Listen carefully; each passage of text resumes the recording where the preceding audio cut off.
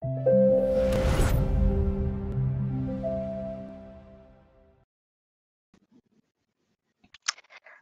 à tous, j'espère que vous m'entendez bien.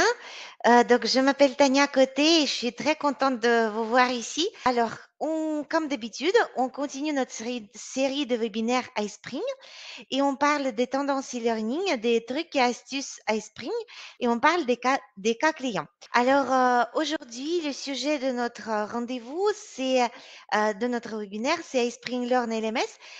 On va parler des nouveautés et notamment, on parlera de modules d'évaluation de performance.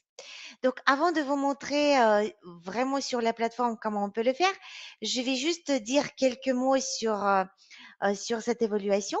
Donc, pour ceux qui ne me connaissent pas, je suis responsable des services clients en France. Je suis responsable de la zone francophone chez iSpring Solutions.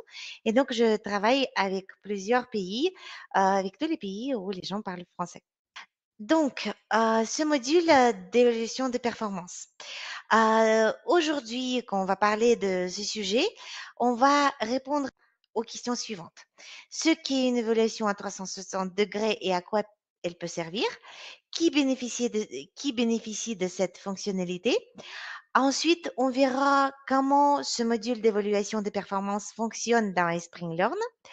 En pratique, on va voir comment lancer une évaluation des performances pour les commerciaux en partant de zéro et comment interpréter les rapports d'évaluation pour une utilisation ultérieure dans vos pratiques de travail. Donc d'abord, quand on parle de cette évaluation à 360 degrés, qu'est-ce que ça veut dire? Ça veut dire que l'évaluation à 360 degrés est un processus qui recueille les commentaires des subordonnés, des collègues, des superviseurs d'un employé et ça inclut également l'auto-évaluation de l'employé. Je vais vous montrer ça sur les exemples concrets. Donc, elle peut être utilisée pour trois choses principales. D'abord, à l'aide de cette évaluation, on peut voir si une personne correspond à son poste. Ensuite, on peut créer un plan de développement individuel pour l'employé. On verra les points faibles et les points forts. Je vais vous montrer comment on peut le visualiser très clairement. Et comme ça nous donne une idée sur ce qu'on peut faire pour aider tel ou tel employé de faire des progrès.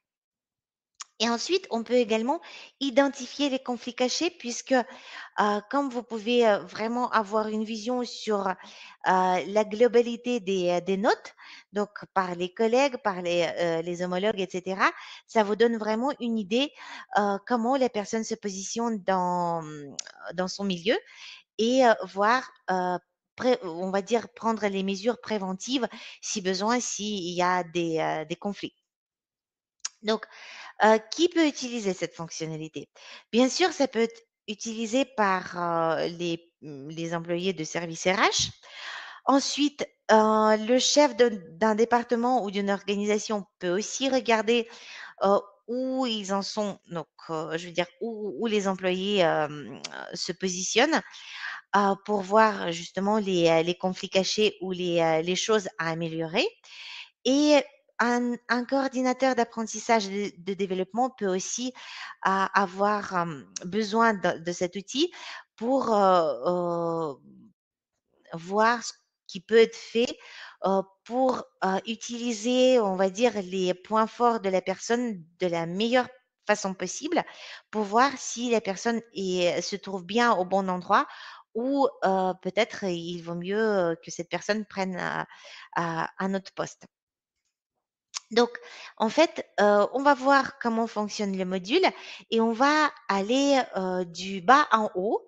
Donc, d'abord, on voit les compétences et les indicateurs de compétences. Après, on voit au niveau des compétences elles-mêmes. Et ensuite, on constitue le profil, donc par exemple le profil du représentant des ventes ou le profil de commerciaux. Donc c'est comme ça que ça fonctionne. J'imagine que pour l'instant, vous n'avez pas de questions. Si toutefois vous les avez, n'hésitez pas à me les poser. Et moi, je vais partager mon écran pour vous montrer comment on peut faire les choses directement dans votre iSpring Learn. Donc, si vous n'avez pas de questions, je peux, je peux avancer et partager mon écran. Donc, c'est la plateforme iSpring Learn, vous la connaissez bien. Donc, ce module d'évaluation de performance se trouve ici. Ah, voilà l'évaluation des performances. Et là, vous avez 4 niveaux, donc évaluation, profil de compétences, compétences et échelle d'évaluation. Donc, quand on voudrait lancer une évaluation des performances, il vaut mieux commencer par une échelle d'évaluation. Donc, vous pouvez prendre, par exemple, une nouvelle échelle et ajouter des niveaux, comme ça. C'est à vous de voir combien de niveaux vous voulez avoir, mais il faut avoir au moins 2. Moi, j'ai préparé en avance, donc quand j'ai fait un profil d'un commercial, j'ai créé d'une manière aléatoire. Donc, j'ai pris 3 niveaux, débutant, confirmé et expert. Et j'ai noté donc le nombre de points qu'on doit avoir pour être, par exemple, confirmé ou être expert. Donc, on reste à ce niveau-là. Ensuite, ce qu'il nous faut, c'est les compétences. Donc là, en préparant notre rendez-vous, j'ai déjà pris 3 compétences qui sont vraiment importantes pour un commercial. Donc c'est une capacité d'écoute, une force de persuasion et sens du relationnel. Donc en fait, on peut regarder une de ces compétences. Donc, j'avais déjà défini 2 indicateurs, donc écoute active et gestion des conflits, mais vous pouvez bien sûr ajouter un autre indicateur et bien le décrire. Là, c'est la même chose sur force de persuasion. Donc, j'ai ajouté 2 indicateurs de compétences et vous pouvez ajouter un autre indicateur. Vous donnez le nom, vous marquez ce qu'il faut pour débutant, confirmé, expert, etc. Donc, on pourra le voir d'une manière simple et concret si on crée une nouvelle compétence. Donc, j'estime que une des choses qui est vraiment nécessaire pour les personnes, pour un commercial, c'est la résistance à la pression et au stress. J'imagine que vous êtes d'accord avec moi. Voilà, on le met ici. Et pour la description, on peut mettre le texte aussi pour décrire que c'est vrai que les relations clients est souvent source de stress et de pression. Donc, prospection, prise de rendez-vous, négociation, etc. Donc, c'est sûr que c'est quelque chose on doit être résistant à la pression et au stress. Donc, là, on n'a pas de groupe et on prend l'échelle que j'avais déjà prédéfinie, donc 3 niveaux d'un commercial, et on va évaluer la résistance à la pression et au stress avec les indicateurs de compétences. Donc voilà, on a créé cette nouvelle compétence, résistance à la pression et au stress. Et là, ce qu'il nous faut, c'est ajouter des indicateurs. Donc, on va prendre par exemple un des indicateurs, c'est la capacité d'une personne d'accepter l'échec. Donc, et là, on peut dire que si la personne n'est pas résistante au stress, donc elle n'accepte pas l'échec, on va dire au niveau débutant, l'emploi même du mot échouer fait trembler. Donc, le niveau confirmé, on va dire que les personnes voient donc l'échec comme les personnes voient l'échec comme outil on va écrire ça brièvement, outil de remise en cause, par exemple. Voilà. Et donc, la personne qui sait vraiment accepter l'échec, c'est outil de réussite. Voilà, j'écris sans signe diacritique. Euh, voilà. Et donc, ici, on écrit Heu, on dit que voilà, on crée cet indicateur de compétences. Après, on peut ajouter un autre indicateur, par exemple optimisme, voilà, et on décrit également ce qu'il faut pour, le débutant, confirmé, expert, et vous pouvez voir donc, vous pourrez utiliser après ces indicateurs de compétences. Ensuite, donc quand notre compétence est prête, on peut retourner à nos compétences et on voit maintenant que dans la liste, on a 4 compétences: capacité d'écoute, force de persuasion, résistance à la pression et au stress et sens du relationnel.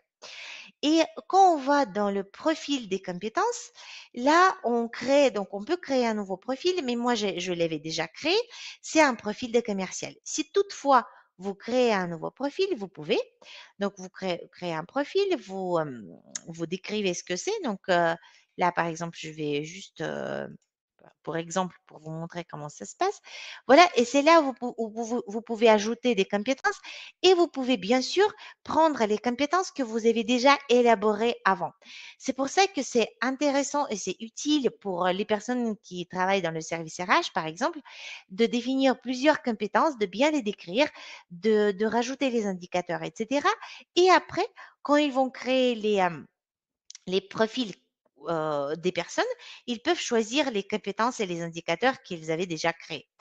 Donc nous, on va pas, donc on n'a pas besoin de ce profil. Nous, on a déjà créé un profil d'un commercial. Donc on a dit ce que c'est comme métier. Le commercial a pour mission première de trouver de nouveaux clients pour son entreprise. Il doit arriver à vendre les produits et les services proposés par la société, etc. Et donc c'est là où on a défini que on a déjà ces 3 compétences que j'avais fait avant. Et après, je dois maintenant ajouter donc la compétence qu'on vient d'élaborer, c'est la résistance à la pression et au stress. On la rajoute, voilà, et il faut qu'on définisse le niveau requis. Donc, on estime que ça serait bien d'avoir un niveau confirmé quand même, parce que la résistance au stress est nécessaire. Et donc là, on peut aussi mettre que le niveau requis, c'est bien confirmé. Donc, encore une fois, si vous pensez qu'il faut ajouter d'autres compétences, vous pouvez. Voilà. Donc, maintenant, on a ce profil commercial qui a toutes ces choses-là qu'on a vues. Et maintenant, il faut qu'on aille maintenant dans les évaluations. Donc, quand on a mis en place ce profil, on va maintenant dans l'évaluation. On retrouve la même chose ici. Sauf qu'ici, maintenant, il faut qu'on voit donc les compétences. Vous pouvez ajouter ici une question ouverte, si vous voulez, pour que les personnes qui vont évoluer, les personnes puissent le voir. Et donc, déjà, il faut définir qui sera évolué. Donc, vous voyez, il y a déjà 3 personnes qui ont été évoluées. Je l'ai fait, bien sûr en avance pour que vous puissiez voir ce que ça donne. Donc là, la progression est à 100 parce que les personnes ont bien rempli les choses. Bon, là, j'avais ajouté moi-même, que ce matin pour qu'on m'évalue. Mais je peux, bien sûr ajouter, d'autres personnes, mais pour ça, il faut que je reprenne l'évaluation. Vous voyez, je l'ai déjà fermée, comme si elle était finie, mais on peut la reprendre et comme ça, les personnes pourront encore, voir, et évoluer, donc m'évoluer en l'occurrence. On peut ajouter encore d'autres, personnes. Voilà, par exemple, on va prendre ma collègue Katharina. Voilà. Parce qu'elle est aussi un commercial, un team lead et je voudrais qu'elle évolue soi-même, qu'elle soit évoluée par un manager, par son homologue, par exemple par, Nadia. Voilà, Nadia Stels. Ici, on va prendre Alice, voilà et il y a des subordonnés directs, donc je vais voir si elle est bien là. Voilà, ça va être Natalia. Et bon, si c'est possible, vous pourrez aussi même faire l'évaluation par les clients. Donc, on fait suivant et on ajoute cette personne. Voilà, c'est aussi à zéro parce que pour l'instant, rien n'est fait encore. Donc, heu, l'évaluateur et là, il faut qu'on choisisse maintenant les personnes qui vont évoluer. Donc déjà, comme j'avais déjà, noté donc les personnes pour, Katharina, là, on les voit tous ici. Donc, là, on peut déjà voir les résultats de l'évaluation puisque la plupart des personnes ont noté les choses. Et donc là, vous voyez le niveau requis et le score moyen des personnes. Donc là, pour Katharina et moi, c'est 0 puisqu'il n'y avait pas encore de notes de données. Donc ici, vous voyez, vous pouvez choisir les compétences et vous pouvez choisir les employés. Pour, donc, admettons qu'on a terminé notre évaluation. Bon, c'est pas encore fait, mais je fais quand même terminer. Parce que si vous faites terminer, vous verrez le bouton qui s'appelle exporter en Excel SX. Donc, vous pouvez exporter en fichier Excel et exploiter cela. Mais le plus simple, ça serait d'aller dans les employés et là, vous pouvez afficher les rapports. Et là, par exemple, pour Catherine Belon, je peux afficher le rapport et voir les graphiques, donc le radar des compétences. Et là, on voit en fait le niveau requis en noir. On voit comment la personne estime soi-même, hein. On voit comment on voit la vision des autres personnes et on voit aussi le score moyen. Donc le manager n'a pas encore évolué les choses. Et donc ici, vous voyez le résumé des compétences. Donc, et là, important manager l'a bien fait aussi.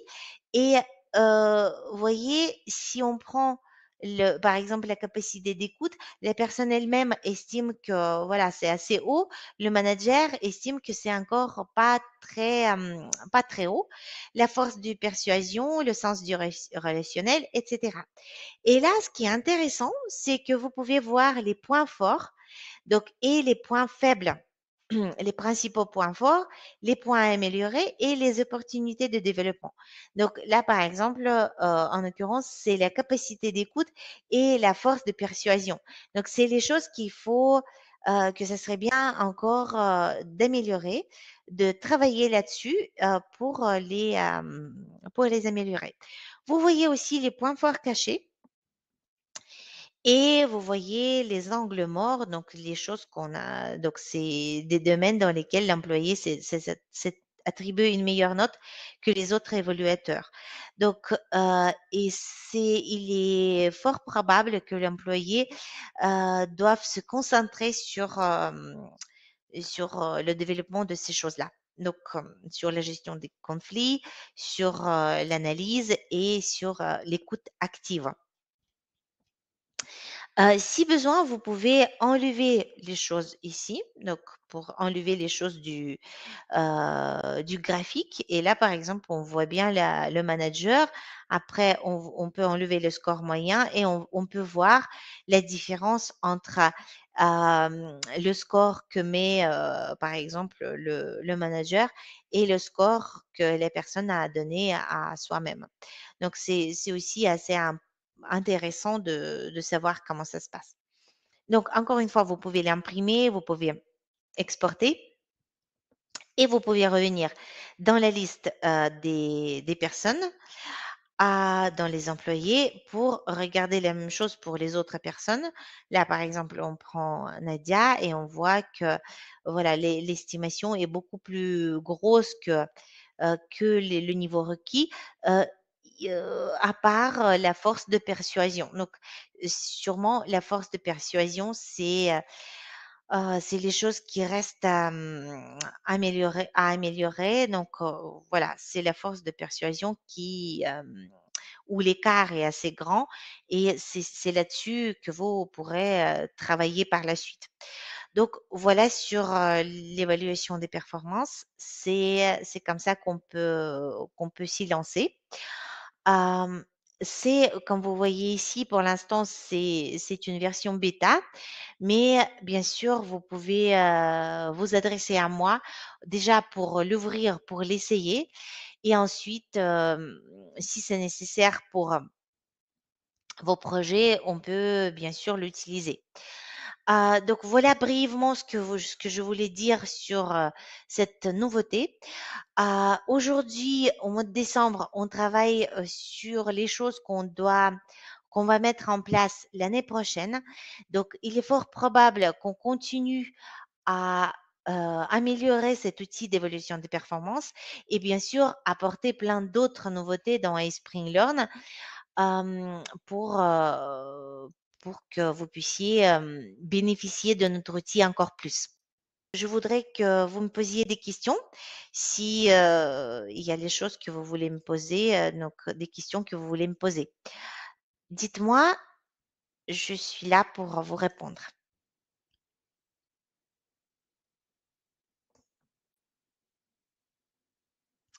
Alors, comment est-ce que les évaluateurs sont prévenus qu'ils doivent faire une évaluation? En fait, chaque personne qui doit, évaluer reçoit dans son profil, elle reçoit une invitation comme quoi elle doit le faire. Donc je vais voir d'ailleurs si on peut le regarder sur mon profil, parce que je me rappelle que j'ai évolué certaines personnes. Donc, la personne reçoit un message comme quoi elle doit évoluer, les personnes. Oh, peut-être c'est dans les terminés. Ah non, c'est pas non plus ici. Donc dans son profil, elle voit que elle doit évoluer la personne et elle remplit, elle répond donc à ces questions et après ça remonte dans Esprit Learn. Je vais vous écrire aussi l'adresse de notre support. Si vous avez des questions qui concernent Esprit Learn en général, ils vont pouvoir vous répondre. Voilà, c'est support@ispring.com et surtout n'hésitez pas, notre support technique est disponible à 24 heures sur 24, 7 jours sur 7. On couvre tous les fuseaux horaires puisqu'on travaille avec 155 pays du monde et bien sûr, dans notre support, il y a des personnes qui parlent français. Donc, ils vont pouvoir vous répondre en anglais ou en français, c'est comme vous le souhaitez. Voilà. Si vous n'avez pas d'autres questions, je peux terminer notre petit webinaire que je voulais vraiment parler de cette nouvel outil. Sinon, voilà, si vous n'avez pas de questions, je vous souhaite une très belle journée. Euh, je vous remercie d'être là et je suis disponible par mail, en chat et on pourra parler de vos projets à n'importe quel moment. Bonne journée à vous.